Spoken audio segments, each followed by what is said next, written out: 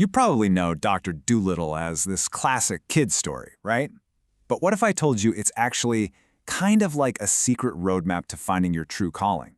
Turns out, the secret isn't some big, grand ambition. No, it's about something much simpler, learning to listen to the voices everyone else just ignores. I mean, you've totally done this, right? Staring at your dog or cat, just wishing you knew what was going on in their head. We try our best to figure it out, but imagine if someone actually, cracked the code.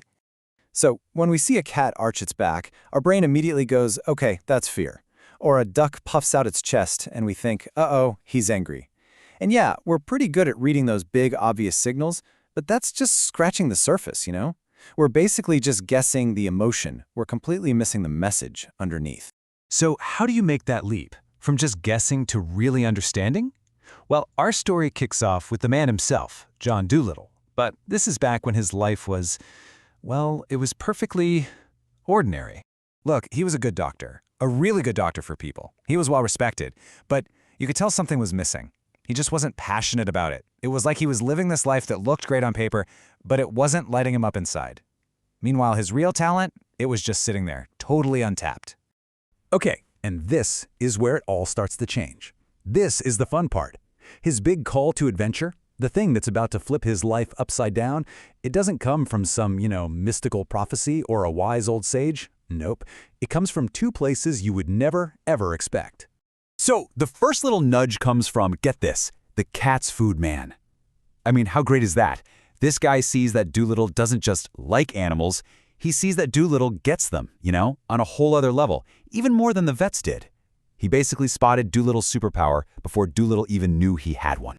And then, boom, almost right away, the exact same message comes from a completely different direction, Polynesia the parrot. And she's not suggesting it, she's practically ordering him, be an animal doctor. I mean, come on, when you've got both people and animals telling you the exact same thing, yeah, you should probably pay attention. So this is it.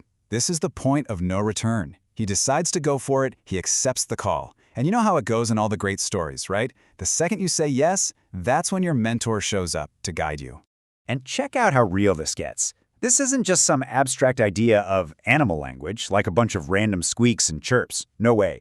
Polynesia breaks it down with these super specific details. That phrase, kaka-oi, fifi, that's not just bird noise. That's a literal question. Is the porridge hot yet? How amazing is that? All of a sudden, this hidden world of communication just becomes totally real and concrete. And he doesn't just sorta try it out. He dives in head first. He gets out a notebook and starts writing everything down, syllable by syllable. He totally humbles himself and becomes a student again, learning a brand new language from his pet parrot. And probably the biggest thing he learns is that language is way, way more than just words coming out of a mouth. Polynesia teaches him that an animal's entire body is talking. A dog scratching its ear, that might not be just an itch. It could actually be a question. A flick of a tail, a twitch of a nose, literally every little movement is part of the conversation. He had to learn to see and listen to everything. Okay, so he's got the theory down. He's studied the language, but now it's time for the real world. He's got to prove this thing actually works, and that leads him to his first major test, a case that had the other vets totally stumped. And this quote is just everything. The horse tells him the problem, straight up. There's no mystery disease. He just says, hey, I can't see properly. The problem was that the other vet, that stupid man over the hill, never even bothered to look at his eyes or, more importantly, to listen. So he just kept giving him the wrong fix. I mean, the difference here is just night and day, isn't it? On one hand, you've got the old vet. He's just making assumptions, throwing generic pills at the problem, and hoping something sticks. But on the other hand, you have Dr. Dolittle. He doesn't assume a thing. He listens. He actually communicates to find the real problem, the root cause. And once he does that, the solution is almost laughably simple. The horse just needs glasses. And that right there, that's the absolute core lesson of his entire story. His real gift wasn't being a doctor. It was his incredible empathy. It was his willingness to just stop and listen to a voice that literally everyone else was ignoring. So, what happens next? What happens when you finally find that thing you were meant to do and you start using that unique skill? Well, the world starts to notice. Big time. The word just spreads like wildfire through the animal kingdom. You can just imagine it, right? Hey, have you heard? There's a doctor who actually gets it.